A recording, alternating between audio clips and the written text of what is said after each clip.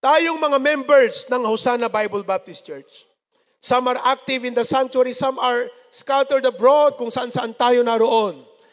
Ang aking tanong ngayong umaga ay, ano ang bahagi ko sa growth ng church? Ano ang bahagi ko sa growth ng church? GROWTH. Bilang mga membro ng HBBC, ano ang aking bahagi sa paglago ng ministeryong ito? Naniniwala ako, I would like to remind you na kung merong dapat lumalago na institusyon, walang iba kundi ang church ng ating Panginoon. The hope of our country is the church of the living God, where the members are active in their respective careers, in their respective community. We have Pastor Benny Abante, very active in Congress. For the past 2 weeks, mga kapatid, nagbigay po siya ng bigas sa kanyang mga constituents. 17,000 constituents. Sabi niya, I give rice and I preach Christ. 17,000 not only received rice, but received Christ. Very active in Congress for the Lord Jesus Christ. Diba? Kaya tayo rin, anong ating bahagi? Ang sabi ng unang Korinto 12:14, for the body is not one member but many. Marami tayo. If the foot shall say, because I am not the hand, I am not of the body, is it therefore not of the body? Sasabihin mo, ay, hindi po ako edukado. Yung mga edukado, sila ang pwede. Mga kapatid, wala pong itinatangi ng Panginoon sa ating church. Kaya nga, pinalalahanan ko kayo kanina, the moment you step inside the sanctuary and you are with the church, you are with the people of God, forget about who you are. Huwag kang magbalaki na ikaw ay mayaman. Kahit saan ka pagaling. Because what God is after for is your heart. Walang mayaman, walang mahirap po rito. Walang educated, walang hindi educated. Bakit? Sa katawan ba, yung kamay lang ang may katuturan at yung paa? Dahil yung paa siya, mabaho, walang katuturan. Paano yung puwit? Mas mabaho po yun. Paano yung intestine hindi nakikita? Lalong mas mabaho yun. Ibig sabihin, walang katuturan yun. Lahat po ng pyesa ng katawan po natin ay may katuturan. May function, may gamit po niyan. Kaya lahat tayo mga members, huwag mong isipin, maliit lang itong naibibigay ko. Kung yun ay tithes, kahit maliit yan, God doesn't look at the amount. He looks at the percentage. Nagbigay ka ng 5,000. Tuwang-tuwa ka, may konting yabang pa. Ako ay nagbigay ng 5,000. Ang sweldo mo, 80,000. That's not right. Because if your sweldo is 80,000, you were supposed to give 8,000. That's your tithe to the Lord. You gave 5,000. Yabang mo sa 5,000. Wala yan, hindi yan tama. Because God is not after the amount. He is after the percentage when it comes to giving. Naunawaan po natin. Pag sinabi mo, Pastor, ang aking tithe ay 50 pesos lang. Paano? Ang allowance mo, 500 pesos. Tama yung ginawa mo. That to God is 10%. So wag niyong isipin, maliit lang itong naiaambag ko. If you are given little, then what is given is expected of you. And if you are given much, then much is expected of you. Remember here, God blesses us not to make us proud, but for us to be able to serve Him. We are just stewards. Pinagkatiwala lamang po yan sa atin. 16, and if the ear shall say, because I am not the eye, I am not of the body, is it therefore not of the body? If the whole body were an eye, where are the hearing? Tama nga naman. Kung lahat na lang ng katawan mo, puro mata. Eto, mata. Eto, mata. Eto, mata. All over. Ano ka ngayon? Pinya. Buti na lang hindi tayo ginawang katulad ng pinya. Na wala ka nang makita kundi puro mata. May pandinig, may lahat yan, mga kapatid. May smelling, lahat. Kaya lahat po tayong mga members, wala pong hindi pinapansin ng Panginoon sa atin dito. Lahat tayo ay napapansin ng Diyos. Maliit man o malaki ang ating naiambag, but according to the proportion of our stewardship, God expects that we contribute and we become faithful to Him. Ano ang naiambag ko sa paglago ng ating ministry? Gusto kong sabihin sa inyo, maging faithful ka o hindi, lalago ang church na to. Pero kung gusto mo na masaya kang miyembro, dapat may bahagi ka sa paglago.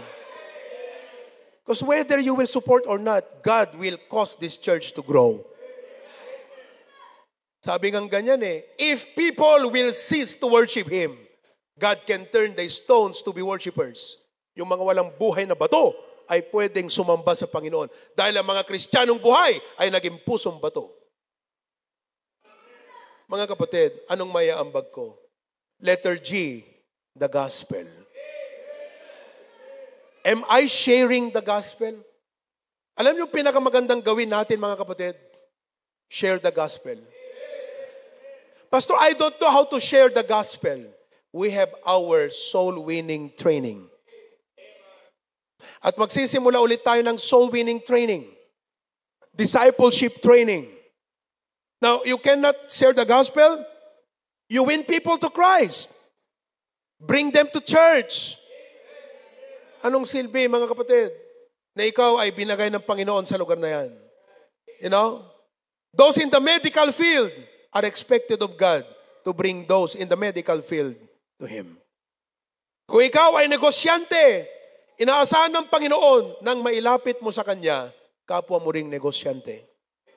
Pag ikaw ay guro, and you teach in the school, in the academe, God expects that you could win those people in the academe. Teachers or students at that, or even janitor, you bring them to the Lord. In other words, we are given a divine assignment. Your job is what you are paid to do. You have a boss, but your work is what God gave you to do. Hindi lang po dapat tayo maayos magtrabaho bilang ating patuto at testimony, but we must also do the work of bringing others to Christ. Amen? Tulad niyan, si Sister Liberty, di ba? Sabi ko nga sa kanya, alam mo kapatid, blessing pag nag-submit ka talaga sa asawa mo Kayo mga wives, blessing pag nag-submit kayo sa husband ninyo. Alam nyo ba ang dingras, bunga ng pag-submit ni Sister Liberty sa kanyang asawa? His husband was working in the Marines while she was working in Camp Crame.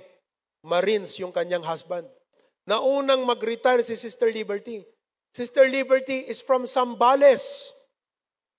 And most of their time, when they were starting their family, they spent it in Zambales. Nag-church sila doon. Tumulong sila sa church kung saan sila naroon sa Zambales noon. Kaya nung mag-retire, nag-uusap daw sila, sabi ni Sister Liberty, doon tayo sa Zambales. Ang sabi ng kanyang husband, hindi, sa Dingras tayo magre-retire. Because Brother Sunny is from Dingras. Brother Sunny Manzanillo. Oo. Doon tayo magre-retire, sabi ni Brother Sunny. Kahit medyo labag sa kalooban ng kapatid, yung misis po niya, si Sister Liberty, sumuko siya sa Panginoon. Natuto siya ng wives, submit unto your own husband. Kaya sabi niya, kahit ayoko, dahil utos ng aking asawa, gagawin ko. Siya ang unang umuwi, dahil siyang unang nag-retire. Inayos nila yung kanilang bahay doon. And by the grace of God, because of that, may gawain tayo sa Dingras. Are you not glad that your life is an instrument for the salvation of many people?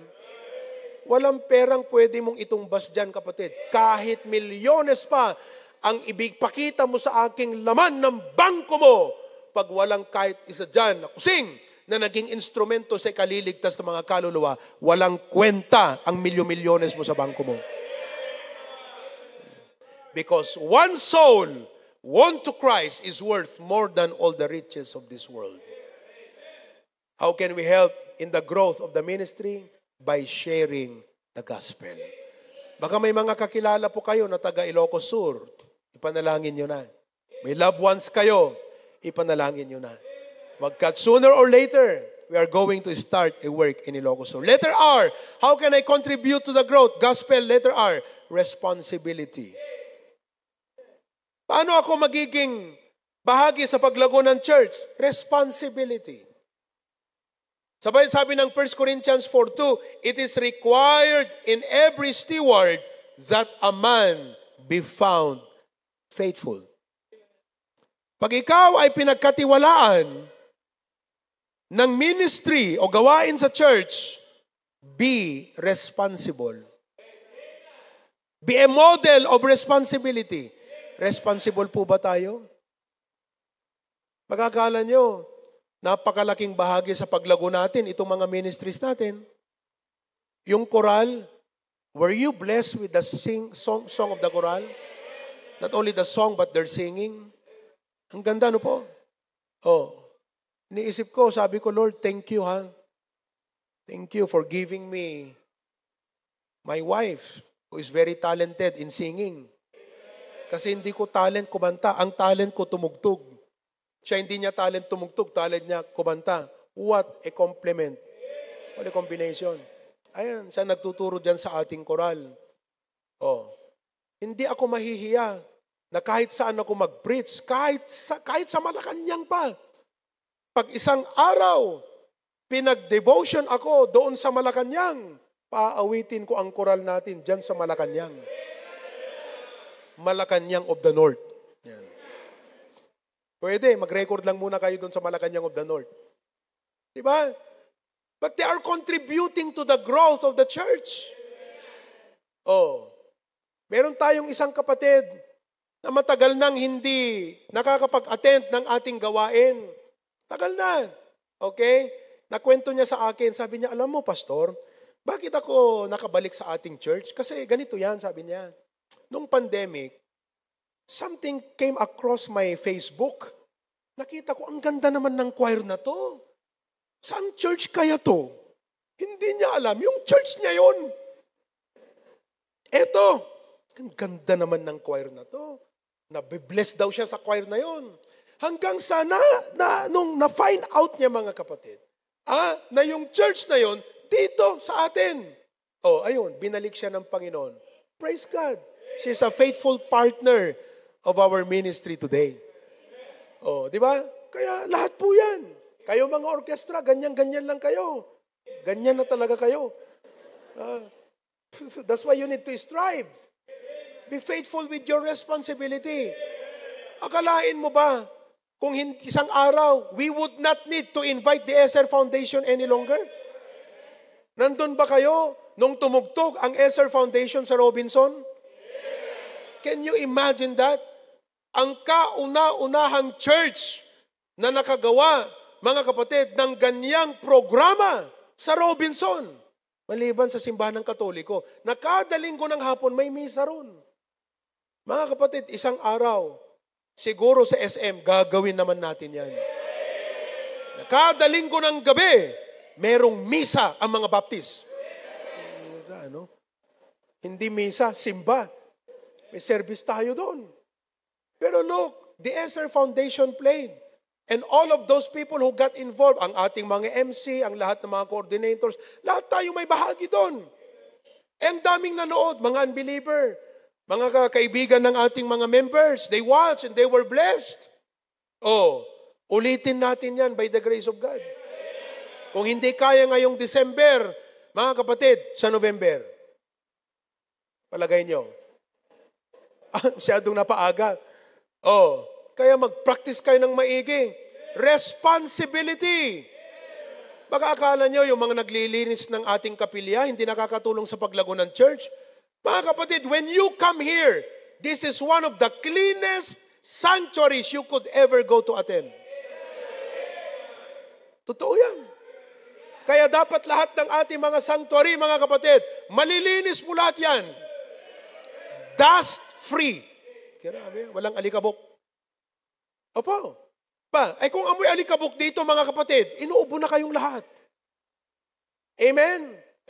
Ano, amoy alikabok o yung katabi mong amoy alikabok? Amen ba? May isang pastor, kaibigan ko, nagbisita rito. Nataon ang visitation niya rito, Martes yata noon. Ang linis ng mga kapatid natin, Lunes, nagdi-general cleaning yan pag Lunes. Can you imagine, ilang tao lang ang naglilinis niyan? Sa laki nito, punta ka dyan, 3 stories pa dyan sa likod, dun sa baba, sa paligid. Ilang tao lang yan. Committed na mga members yan. Walang sweldo yan, love gift lang. Minsan wala. But you know, we praise God for their dedication and commitment to the Lord. Amen po ba? Ngayon, bumisita yung pastor na yon. Bumisita ng pastor. Nung bumalik siya doon sa kanilang church, miniting po niya yung kanyang mga members. Sabing ganyan daw eh. Kayo mga members, kwento ng misis niya to sa misis ko. Kwento rin ng misis ko sa akin. Di ba? Okay yun. Sabi niya, mga members, sabi niya, kayo mga cleaners, pumunta nga kayo sa Hosanna Bible Baptist Church. Yun pa lang ang napuntahan kong church building na kahit ganun mo yung daliri mo, wala kang trace ng alikabok. Bukan nyo nga. Kaya kayo, wag naman kayong kalat ng kalat dyan. Kaya kung may kalat kayo dyan, bago kayo umuwi, pulutin nyo yan. Kung gaano kalinis nung tayo pumasok, dapat ganun din kalinis pag tayo umalis. Sa MBB nga, tinatanggalan sapatos eh. Dito, paa ang gusto kong tanggalin. Kasi pinapatong doon sa upuan. Huwag nyo na ipatong yung mga paa nyo sa upuan. Yung mga bubble gum nyo. Kaya bawal ang bubble gum dito. Dinidikit sa ilalim. Nagbabubble gum. Bakit bubble gum? Kasi daw pag tinatamaan, doon siya, tawag dito. Diyan ang effect sa tisakit takom na. Tapos yung iba, binabalot pa pag uwi ng bahay. Mga kapatid, iupor that asukar para next Sunday, ulit. Part 2. Di ba? Kung, mga kapatid, kahit naman imbitahan natin dito si Governor, hindi tayo mapapahiya. Tignan nyo yung mga CR natin, malilinis yan. Isa sa mga dapat pinakamalinis sa kapilya, CR. Pangalawa, kitchen. Pangatlo, yung buong sanctuary. Pero dyan sa CR, kunor ni mama, uray dilpatam tabaw na. Kunakbat, si kalata na. But ang ibig niyang sabihin, ganun kalinis. Kayo mga naglilinis, malaki ang parte nyo sa pag-grow. Kaya maging faithful po kayo sa lahat ng ating mga sanctuary kung saan man yan. Be faithful with your responsibility. Yung mga tumutulong na mag-maintain ng ating sasakyan, si Brother Ruby sabi sa akin, Pastor, ito po ang aking ibo-volunteer na ministry ko. I would like to help na i-maintain yung ating mga sasakyan.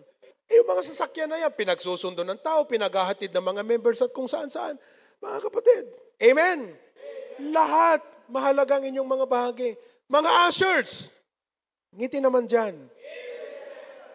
Amen naman dyan. I can go on and on. Pero kung gaano kalaki ang ministry natin, ganun kahaba ang pwede kong ikwento sa inyo.